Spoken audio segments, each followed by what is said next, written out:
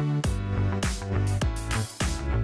everybody, Shane Hodges here, licensed professional counselor and author of It's Time to Be You, How to Become Your Most Authentic Self. I just wrapped up season 2 of my YouTube interview series, Being You, where I sit down with my guests, get to know a little bit about who they are and what they do, and I ask for their words of wisdom regarding authenticity and how to be your most authentic self. Check out some of these amazing responses we got this season. I always like to ask my guests, what words of wisdom do you have for others regarding how to be your most authentic self? I would say you just gotta trust your gut with everything that you feel. You've gotta take the leaps that you feel like you need to take. Your gut always knows best. Even if you're like, do you know what, that was a phase, we're gonna move on. That was a part of your journey. So you have to learn to appreciate the journey, whatever funny stages you've had along the way. And I just think there's no one out there that's doing you better than you. So I just think it's leaning in to all the things that make you feel like your most authentic self, whatever that is. It just goes back to not performing for other people and just really walking into who you are. Because the moment that you begin to perform to other people, you're going to be doing that for the rest of your life. You're going to be trying to appease other people. And being authentic to myself, it allowed me to lose everything that was weighing me down, but to gain everything to lift me up. I would share what my mother shared with me always. 2 things. Since I was 4 years old. Jackie, when you're 4, be 4. When you're 10, be 10. When you're 30, be 30. Stop trying to be something you're not. And you having a good day, if you can stand in the mirror and look at yourself, I could cry, naked and still like you.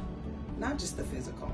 But if you can just stand in the mirror and be okay with that reflection, you get the privilege of going out that day. Mama sounds like a very smart lady. She was cool. What words of wisdom, nuggets of advice do you have for others in terms of being your most authentic self? Take psychedelic mushrooms. You're cheating yourself if you don't, honestly. I know you probably have an opinion about it. Ignore all of that. God is the best mental health professional in the world. Accepting myself physically was a long and difficult struggle. I have had eating disorders. I have had those kinds of struggles, and that one was a really big one. So everybody is beautiful is much deeper than people know. I understand. And thank you for sharing. I appreciate the vulnerability. Thank you. Can I say 2 things? Okay. Because of course I'm a greedy bisexual, so I have to say more than one. I want to say what my thing is, but I also want to uplift a quote as well by somebody else. And so I believe that if we took time to meditate 5 minutes a day, then we might be able to bring more peace and love into the world. So I try to do a metta meditation and send out peace and love to all these people so that we can try and calm it down.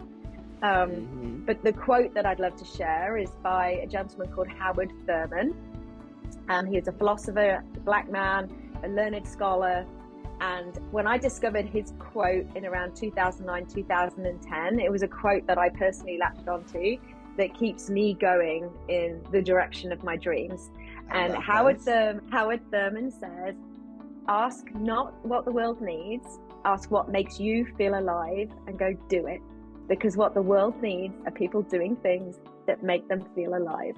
Wow. And I couldn't say it better, so I have to uplift. There's a lot of messages out there on how you should be, and it's not up to anyone to tell you how you should be. If you are, you got your freak flag flying, then go ahead out there and be the best on that. If you are an introvert, be an introvert, but just love yourself.